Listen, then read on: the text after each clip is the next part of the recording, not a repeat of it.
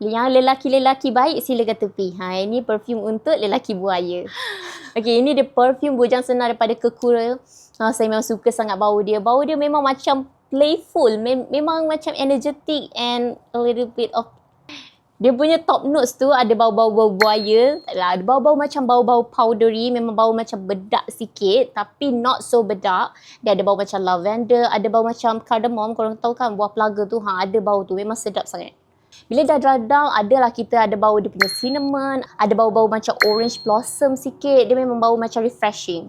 Base note dia pun ada bau-bau powdery tu keluar balik, lepas tu ada bau macam cinnamon juga, ada bau vanilla and tonka bean. Bau dia memang masculine, memang nampak handsome lah. Bau dia memang macam playful, cheerful. Ada bau fresh spice, ada bau green note sikit.